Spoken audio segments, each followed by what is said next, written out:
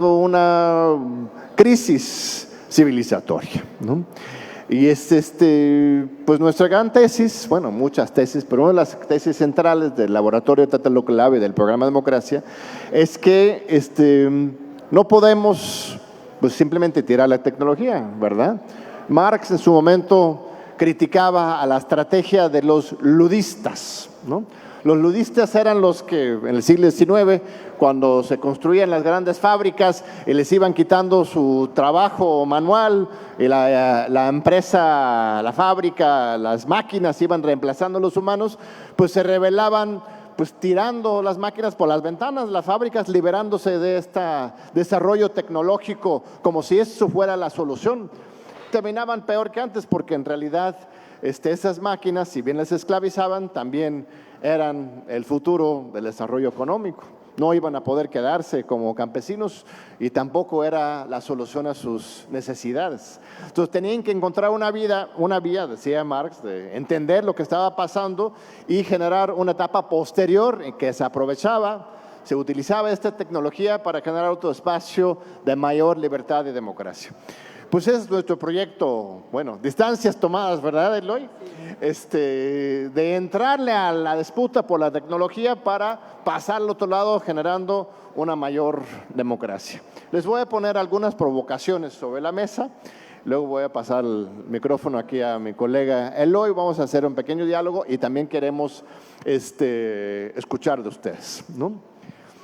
Hace un par de años entrevisté a un gran sociólogo, que también es maestro de Eloy, maestro mío, Manuel Castells, que ha escrito una serie de libros que se llaman La Sociedad Red. Lo entrevisté en mi programa dominical de Diálogo por la Democracia y decía Manuel que tendríamos que inspirarnos en el ejemplo de Lázaro Cárdenas. Lázaro Cárdenas en 1938, ustedes saben, decidió frente a una situación de desacato absoluto de la legalidad nacional, expropiar a la industria petrolera internacional para generar Pemex y una soberanía en esta materia. Él decía, mira, si hay empresas transnacionales que no respetan la ley, ustedes saben, el contexto para la expropiación petrolera no fue que Lázaro Cárdenas quería simplemente concentrar el poder en manos del Estado para que el Estado controlara todo, no. Fue una disputa laboral porque las empresas transnacionales se negaban a aplicar la Ley Federal del Trabajo y la Constitución Revolucionaria, nuestra Constitución de 1917. Y como desconocían el marco jurídico nacional de México, Lázaro Cárdenas primero insistía durante un buen tiempo, oigan, pues está bien, queremos inversión extranjera, pero tienen que respetar pues los derechos de los trabajadores que surgían en la revolución y los acuerdos de los contratos colectivos y demandas salariales mínimos. Pues esas empresas pasaron por el arco de triunfo, ahora sí, la legalidad, llegó hasta la Suprema Corte de Justicia de la Nación, en que la Suprema Corte de Justicia finalmente decidió, sí, estas empresas transnacionales tienen que respetar la legalidad del país y rechazaban ese fallo de la Suprema Corte de Justicia. Entonces Lázaro Cárdenas encontró que la única salida de esta situación era pues nacionalizar las empresas transnacionales, británicas en particular, en ese momento europeas, para generar las bases para una soberanía nacional. Nadie pensaba que Pemex iba a sobrevivir más que 6 meses, un año. Le apostaban al fracaso, decían que los mexicanos no sabíamos de estas cuestiones tecnológicas, ¿no? Que necesitábamos de la inversión extranjera y sobre todo de la organización empresarial extranjera para avanzar. Pues se equivocaron. Desde ese momento hasta la fecha, gracias a nuestro petróleo, pues tenemos muchas instituciones públicas como la misma UB, la UNAM, etc. Manuel Castells recordaba este momento y él decía, mira, si estas empresas transnacionales no van a respetar, ahora ya hablando de Facebook, de X, de WhatsApp, de TikTok, tendríamos que ejercer nuestra soberanía. Ahora, una expropiación así al estilo petrolero está un poco difícil porque en realidad X y Facebook no son dueños de ductos ni de edificios aquí en México. No lucran con nuestra información, lucran con la sociedad mexicana, pero en realidad estas redes pertenecen a todos nosotros desde ahora, ¿no? El espectro radioeléctrico pertenece a la nación, ¿no? Y estas empresas aprovechan de ellos para hacer su negocio. Lo que dice Manuel es que estamos en una situación similar. México tendría que generar pues sus propias empresas de plataformas digitales democráticamente gestionadas, con derecho a la audiencia, derecho de réplica. Tenemos muchos derechos en nuestra Constitución que se hacen valer en radio y televisión. Derecho de réplica. Si alguien publica una mentira sobre usted o usted en la televisión, usted tiene derecho a ir al defensor de las audiencias, de acuerdo con la Constitución de la ley, y obligar a la televisión o al periódico a desmentir con el mismo espacio y tiempo a esa mentira que te dijeron. Y en las redes sociales, si de repente usted empieza a publicar una infamia sobre ella, decir, no, pues ella hizo un viaje a París y gastó millones de dólares y es mentira, pues ella puede poner su propio tweet, ¿no? Pero pues no. Si ella tiene 5 seguidores y usted tiene 5 millones, pues usted va a determinar qué es la verdad. No hay un espacio público para dirimir estas diferencias. Si yo me despierto mañana y decido, ¿sabes qué? Ya no me gustan los perros y los gatos, sino quiero ver libros de filosofía. ¿Cómo cambio mi algoritmo? O sea, cuando tú abres TikTok o Facebook, te van dando lo que esa empresa cree que tú sabes. En cierto sentido es cierto, te van agarrando tus modos, tus gustos, pero estás atrapado ahí. Tú no tienes decisión. Bueno, claro, puedes abrir otra cuenta, inventar otra identidad y pues es lo que nos obligan a hacer, fragmentarnos en 10 partes, pero tú, tu cuenta, no puedes intervenir en tu propio algoritmo. No sabes ni siquiera cuál es tu algoritmo. Ellos te lo determinan de acuerdo con sus intereses económicos y políticos. En 2018 tuvimos un telepresidente, ¿recuerdan? Pues ahora en 2025 tenemos un X emperador, ¿no? Vieron ahí a Elon Musk en la oficina oval, ¿no? de Trump, ¿no? Ahí con su hijito que se llama X, ¿no? Dictando, ¿no? las políticas públicas a Trump, ¿no? Las cosas están peores que antes. Estas redes que pensamos que nos iban a liberar, estas benditas redes sociales, pues terminan siendo malditas. Y insisto, no es cuestión de tirarlo a la basura, al bebé con el agua sucia, sí, pero sí de organizarnos, de defender nuestros derechos humanos y de generar otras alternativas. En el Tlatelolco Lab tenemos algo que se llama el Decálogo de los Derechos Digitales. Léanlo, porque justamente lo que estamos intentando es impulsar un nuevo pensamiento, una nueva práctica dentro de las redes sociodigitales, las plataformas digitales, para no cometer el mismo error que estoy criticando. Son algunas palabras para abrir la discusión. Estimadísimo Eloy es filósofo, pero en el Tlatelolco Lab tenemos una gran diversidad de disciplinas. Tenemos físicos, antropólogos, diseñadores gráficos, programadores de computadoras, y Eloy es uno de los investigadores más destacados de este equipo. Y platícanos, Eloy, ¿qué es lo que hacen en el laboratorio y por qué deben leer este libro? Muchísimas gracias, John. Muchas gracias a todas y todos que hoy cordialmente nos acompañan. Bueno, pues este libro, titulado La disputa por la democracia en las redes y los medios, desinformación, narrativas e intereses en el México actual, funciona como una explicación y como un manual para entender las problemáticas de las que el doctor John ya nos hablaba. Estamos ante tecnologías, estas plataformas digitales, que no las podemos asumir como neutrales, sino como territorios de lucha, territorios de disputa, en donde están en primera instancia las empresas multinacionales que administran estos territorios. Como nos dijo el doctor John, hay muchos intereses en estas megacorporaciones que se están alimentando de la información personal de todas y todos nosotros para capitalizarla, o sea, venderla en forma de anuncios, de patrocinios, de estudios de mercado, ¿verdad? Pero también están los clientes de estas megaempresas. Hay otras empresas que les interesa nuestra información, hay gobiernos y grupos políticos que les interesa acaparar poder a partir de la información que van obteniendo de nosotros, pero también en paralelo hay grandes empresas que lo que les interesa es monetizar y hacerse de un capital, volviéndose virales con noticias o con conceptos que van a colocar en estas plataformas. Por eso es que, además de las grandes empresas que están extrayendo nuestra información y lucrando con ella, tenemos también los creadores de mensajes. Nosotros en el laboratorio Tlatelolco Lab les llamamos narrativas, que son interpretaciones de la realidad, de hechos de la realidad, ¿sí?, que están colocando verdades para que ustedes y yo las creamos y las asumamos como incuestionables.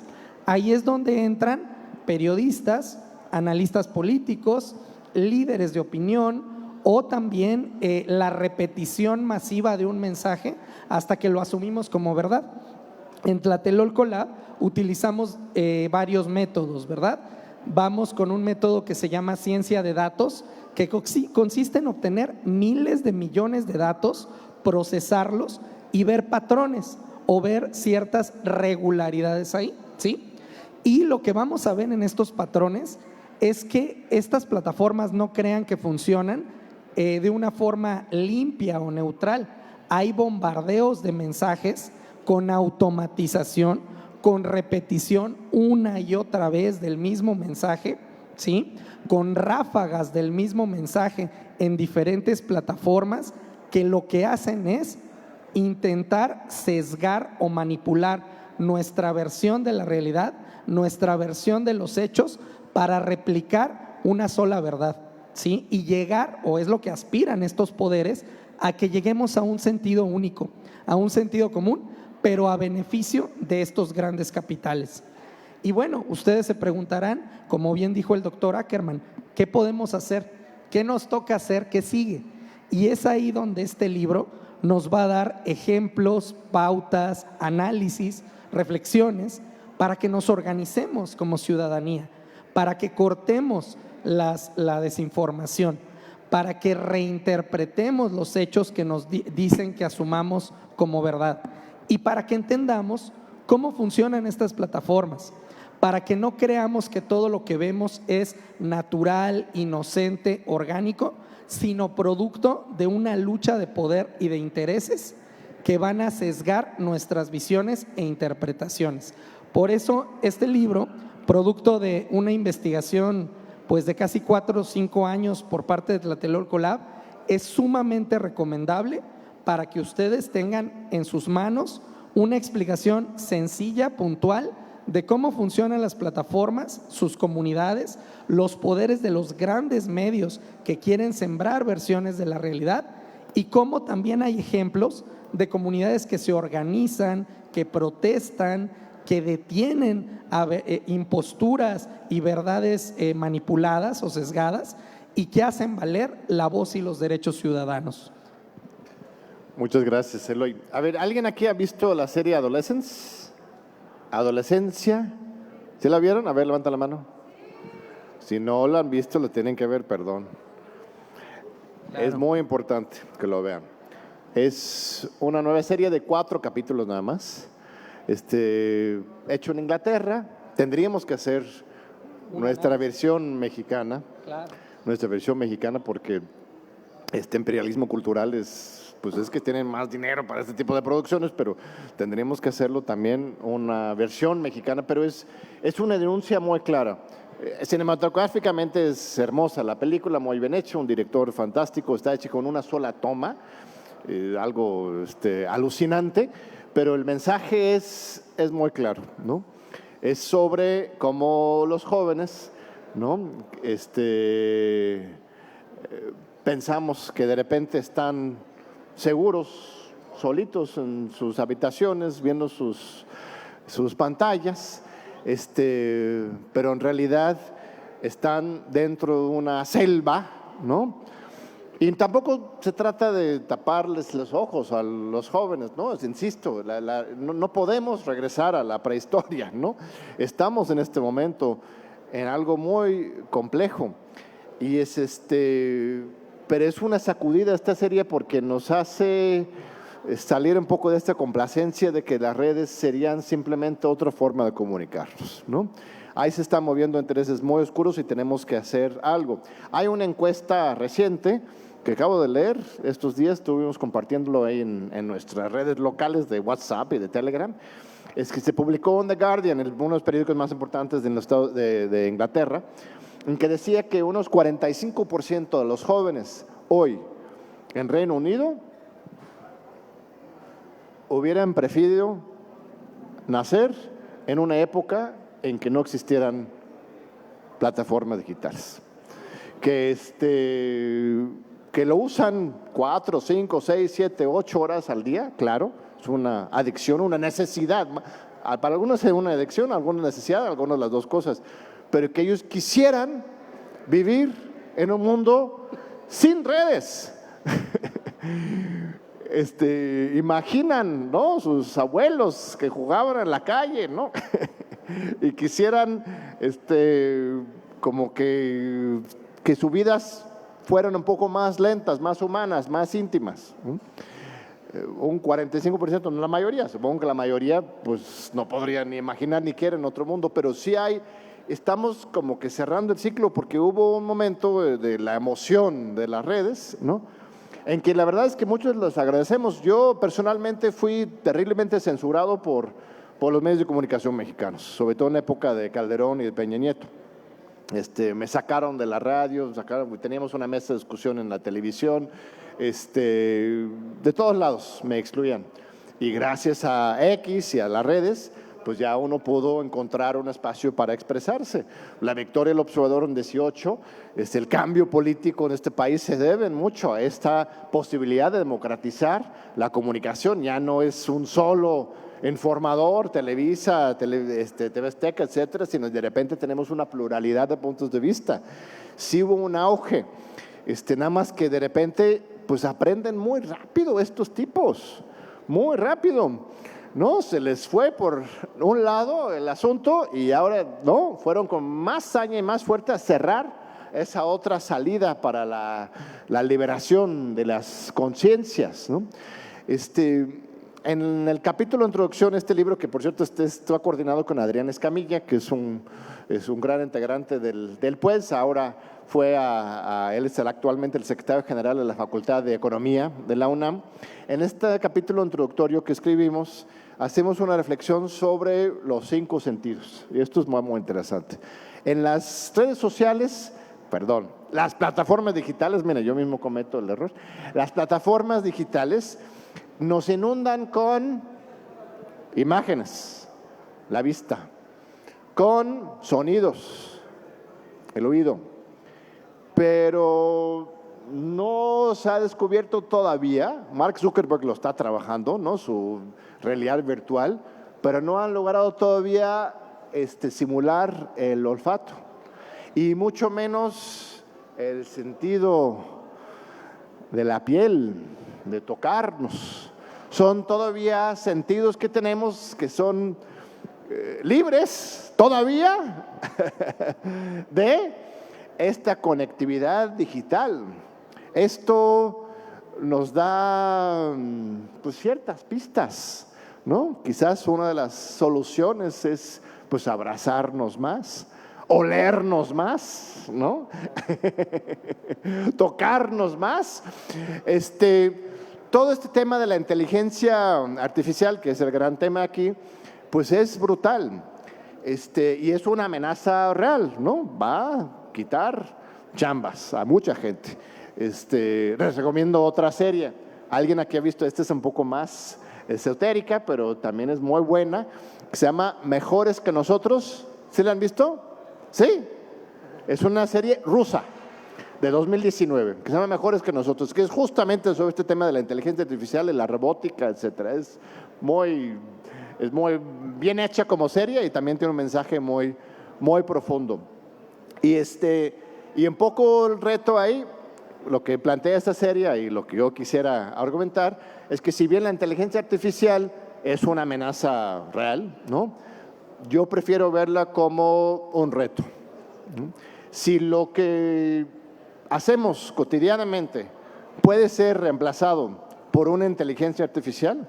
Entonces nos estamos estancando en una repetición, una inercia de nuestra propia humanidad. Porque ¿qué hace la inteligencia artificial? Recicla muy rápidamente lo que ya hemos hecho como seres humanos. Y si ese reciclaje intensivo de lo que ya hemos hecho nos elimina, es porque no estamos creando cosas nuevas, no estamos innovando, no estamos usando nuestra creatividad, no estamos innovando realmente. Cuando hablas de innovación no es solamente tecnologías, más bien es creatividad. Si no estamos aprovechando realmente nuestra humanidad, no estamos creando auténticamente cosas nuevas, entonces claro, nos va a llevar al baile la inteligencia artificial. Pero y creo que muchos nos estancamos, justamente terminamos en la rutina de todos los días, tanto en lo personal como en lo profesional, y pensamos que eso es suficiente. Claro, tenemos muchas cosas que hacer, no es posible ser creativos cada segundo como nos lo exige las redes, ¿no? Ese es el otro extremo, ¿no? Los youtuberos que transmiten 4 o 5 veces al día y siempre están contentos y diciendo y quién sabe qué.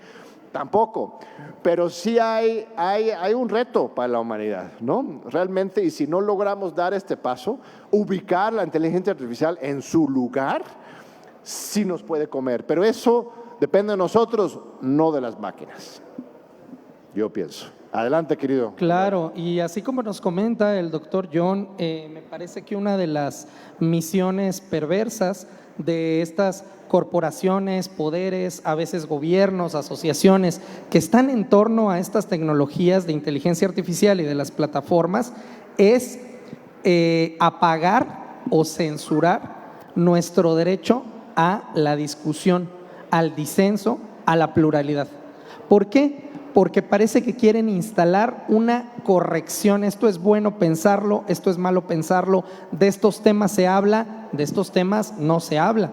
Estos temas solo hay una forma de pensar, y si se piensa diferente, entonces ahí viene la censura, ahí viene el castigo de los términos de estos entornos de discusión. Y a veces ese sentido único, esa única forma de pensar se siembra a través del miedo, de las mentiras, de los contenidos engañosos o manipulados. Y es por eso que es urgente que como ciudadanas y como ciudadanos, y por eso les invitamos esta tarde como un equipo que nos hemos dedicado a discutir, a investigar y a defender la democracia, que seamos muy críticos, que vayamos por el pensamiento abierto y plural, el diálogo y la opinión informada. Porque si nos quedamos con esas verdades únicas, que son las respuestas que nos genera la aplicación o la herramienta que le preguntamos qué es esto y nos da una respuesta única, o con los foros que nos arrojan y los algoritmos que nos arrojan siempre la misma información, no vamos a construir entonces un genuino debate. Y esa es la democracia, es debate, no es la repetición o la replicación de una misma versión, es pluralidad. Entonces, como estamos a favor de esa defensa de la pluralidad, no se puede utilizar una tecnología sin entenderla.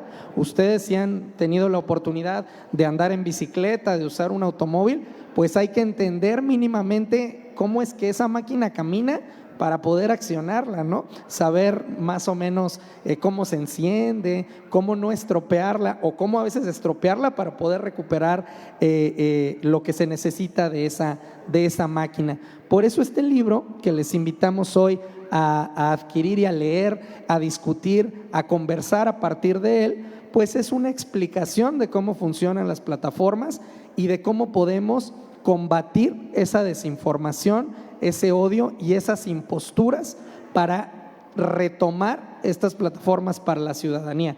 Y nos queda el debate con el doctor Ackerman aquí presente de si es posible, porque también hubo una época hace algún tiempo, recientemente, en que se creía que estas plataformas podían ser defendidas, tomadas por la ciudadanía. ¿Qué opinan ustedes? ¿Es una causa perdida? ¿Aún podemos tomarlas para defender nuestros derechos?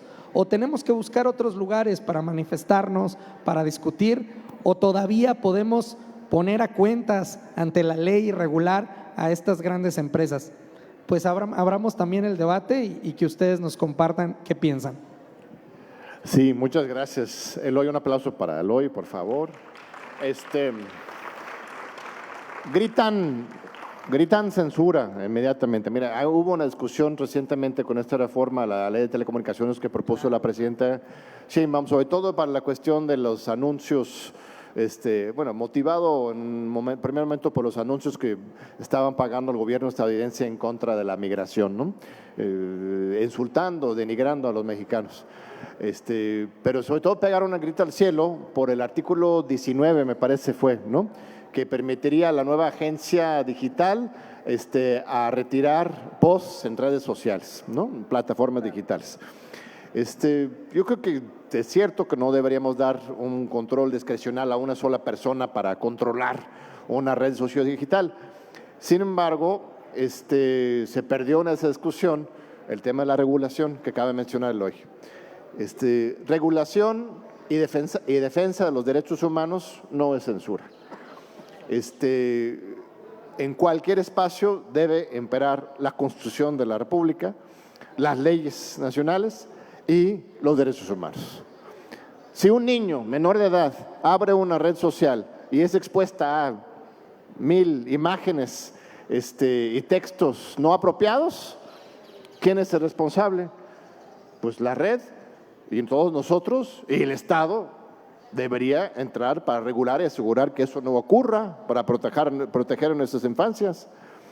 Si en las redes sociales, en las plataformas digitales, de repente entran millones y millones y millones de pesos para financiar alguna campaña política violando la Constitución política de los Estados Unidos mexicanos, que prohíbe la compra y venta de propaganda, radio y televisión, pero no menciona las redes, pero si por ahí se está dando la vuelta al asunto, por supuesto que también deberíamos tener una regulación, una protección de la igualdad del asunto público en las plataformas digitales, ¿no? Si afectan nuestros derechos a la privacidad, también. Si no pagan impuestos esas empresas, ¿no creen que Musk y Zuckerberg y Google y Amazon deberían pagar impuestos en México? Claro. Pagan casi nada, ¿no? Como son empresas transnacionales, no hay un buen mecanismo para asegurar que paguen impuestos en México, aunque lucren con los millones de usuarios que están aquí, ¿no? Entonces, hay una problemática seria que urge que entremos a regular, a que exista el Estado de Derecho en esa esfera, porque hoy literalmente hay una ley de la selva. En Europa han avanzado, en los mismos Estados Unidos han avanzado, en Brasil recientemente hasta suspendieron Twitter durante unos días. Así es. ¿No? Entonces, pues no tengamos miedo. ¿Por qué estamos tan pasivos? Es un poco la invitación. No sé si hay tiempo ahorita, como decía Eloy, de tomar unas preguntas o con papelitos, iban a circular algunas hojas.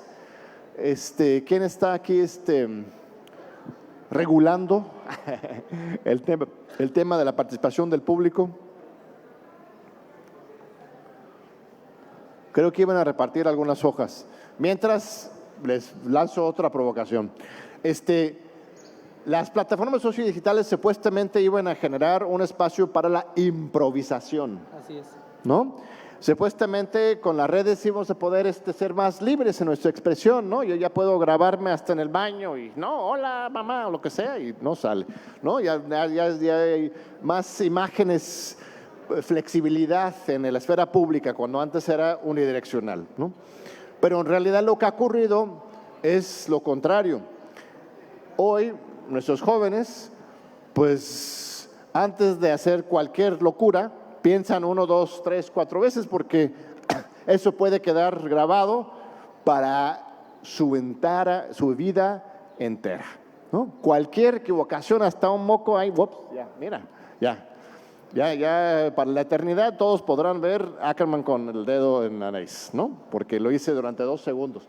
O sea, no podemos improvisar, porque cualquier cosa que hagamos se puede volver viral y eterno. ¿no? Olimpia Coral Melo, gran amiga del Tlatelolco Lab, del PUEDS, es la que promovió y logró que se aprobara la ley Olimpia. Si lo conocen, alguien que haya escuchado de la ley Olimpia, es la que penaliza como delito, ¿no?, la circulación en redes sociales de fotografías íntimas de alguien sin su consentimiento. Ella fue víctima de esto como menor de edad y ha dedicado su vida a luchar en contra de esto. Se logró en México y lo está trabajando en Argentina, en los Estados Unidos, en todo el mundo, para que haya consecuencias para quien abuse de este tipo de imágenes en contra de los derechos, en particular de las mujeres. Ella dice, lo virtual es real, es falso esa antes que pensábamos, lo virtual era por ahí afuera, un lugar de experimentación. No, el abuso, el acoso que ocurre en las redes sociales es real, no hay ninguna distinción ahí. Entonces tenemos que entrar para proteger a nuestra humanidad en esa zona. ¿Tenemos preguntas? ¿Cuál es el mecanismo, colegas? ¿Sí?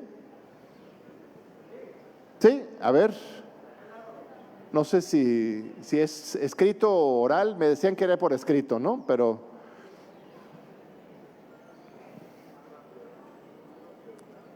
pues sí. Pero a ver, ahí está. ¿Tienen micrófono allá o compartimos uno para que lo lean? A ver, una primera pregunta ya está en camino para acá. Para Eloy, a ver. Muchas gracias, sí, ahora vemos. Muchas gracias, pues si quieren empecemos. ¿Cuál es su perspectiva ante la inevitable evolución hacia la suscriptocracia? ¿Nada nos pertenecerá? ¿Las empresas de información se quedarán con nuestro trabajo? A ver, coincido con lo que comentaba el doctor John, si quieren tomo la palabra, con que el escenario es devastador en términos del poder que han acumulado estas grandes corporaciones. ¿Por qué? Porque han logrado estar encima de muchos gobiernos que las han dejado crecer durante los últimos casi 20 años de su existencia y las han llevado a, pensemos nada más en Facebook, que es una plataforma que muchas y muchos usamos, tiene casi 3,000 millones de personas activas. Eso es media población de China. Eso es más población que muchos de los estados-nación en donde habitamos bastantes personas.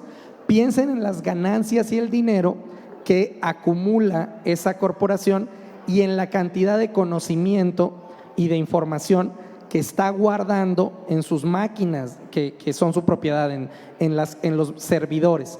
Entonces, para responder a la pregunta de nuestro compañero, de si nada nos va a pertenecer, urge, y ahí coincido con el doctor John Ackerman y con mis colegas de Tlatelolco Lab, del programa de estudios sobre democracia, justicia y sociedad, urge la regulación de estas empresas. Si no se regulan y no tienen que rendirle cuentas a los gobiernos y a las ciudadanías, va a seguir esta acumulación de la que nos hablan nuestra compañero. ¿Por qué? Porque es una acumulación desmedida que hasta que no se les obligue a rendir cuentas sobre su comportamiento, sobre todo el conocimiento que están acumulando, sobre los recursos que tienen y sobre las acciones en que intervienen en la política de los diferentes gobiernos, no se les va a poder detener. Entonces la respuesta no es pesimista ni optimista, no es decir, esto no se puede detener o sí se puede detener, depende de que luchemos por una regulación pronta, ¿sí?, urgente para estas grandes corporaciones y que como ciudadanas y como ciudadanos estemos conscientes, ¿no?, del uso que les damos a las plataformas para hacer un uso crítico y para buscar otras vías de información y de manifestación ciudadana. ¿Sí? Muchas gracias.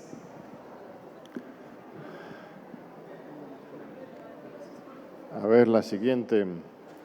¿Las redes sociales llegarán a un fin? O sea, una fase final.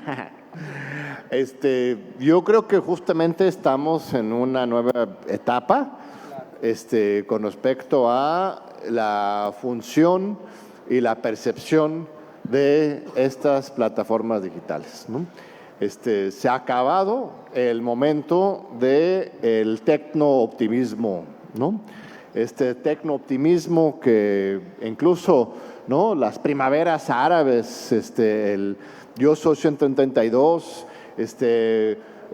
muchos movimientos sociales de jóvenes en el mundo entero que aprovechaban, utilizaban estas plataformas para expresarse libremente y darle la vuelta al control mediático y a los algoritmos del poder.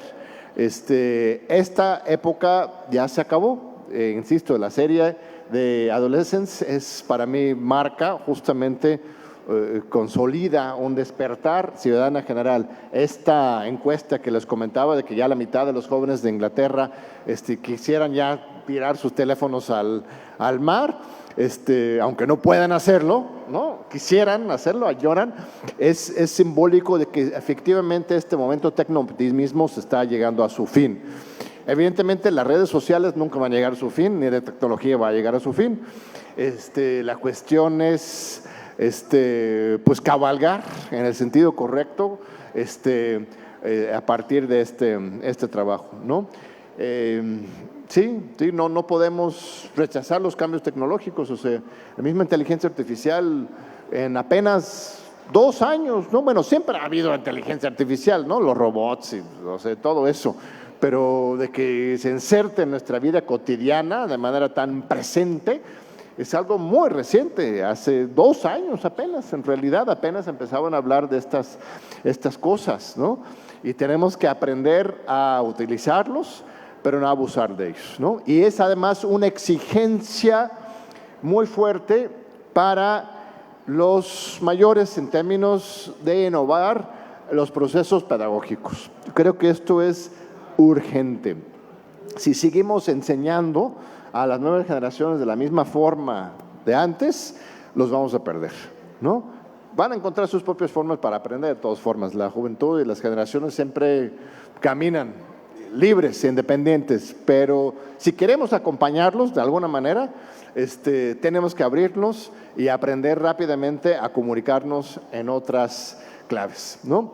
No digo dejar el libro al lado, hay que exigir que los chavos lean, y hay muchos jóvenes que leen muchísimo. Nosotros en el programa Democracia de la UNAM fundamos el periódico Los Estudiantes de la UNAM y lo imprimimos en papel, no todos los días, para no matar tantos árboles, pero creamos un periódico Los Estudiantes y les encanta, y escriben y se leen entre ellos, y la lectura y la escritura está presente en los chavos. Las mismas redes son de leer y escribir y de verse. Entonces no podemos desechar el libro ni la lectura, pero sí tenemos que encontrar nuevas formas de educar y de acompañar a nuestras generaciones para evitar que esta brecha se amplíe demasiado, porque al final de cuentas la comunicación intergeneracional es esencial para todos, ¿no? Gracias. La pregunta que ahora nos externan dice: ¿cuál es su opinión ante la nueva imagen del político influencer o la necesidad de hacer políticas de tendencia? Y bueno, hemos estudiado eso en Tlatelolco Lab, periodos electorales. En este libro van a encontrar un capítulo sobre una comparación de la elección 2012-2018, y hay también reflexiones sobre periodos electorales. Me parece grave porque es la privatización de algo que antes era un ámbito público, que era una elección, ¿no?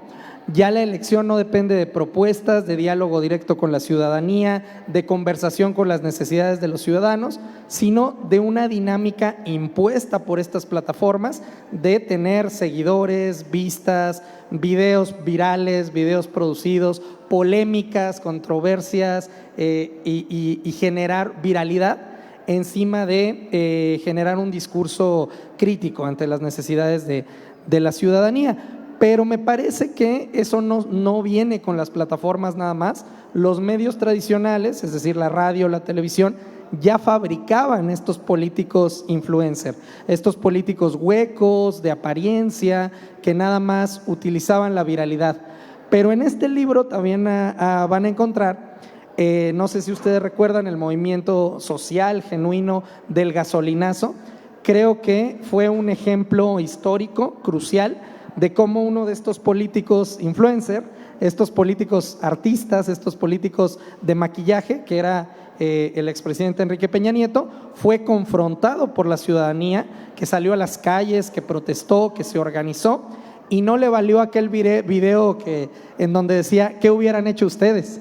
¿No? Sino que la ciudadanía indignada puso un alto ante una campaña y un intento de fabricar una verdad. Entonces también por eso otra vez les recomendamos este libro, porque tiene investigaciones que dan respuesta a este tipo de preguntas, ¿no? Este tipo de políticos influencers van a ser tan espectaculares y tan falsos como los dejemos la misma ciudadanía y les sepamos demandar, ir más allá de esas estrategias para dar soluciones fehacientes a las necesidades ciudadanas.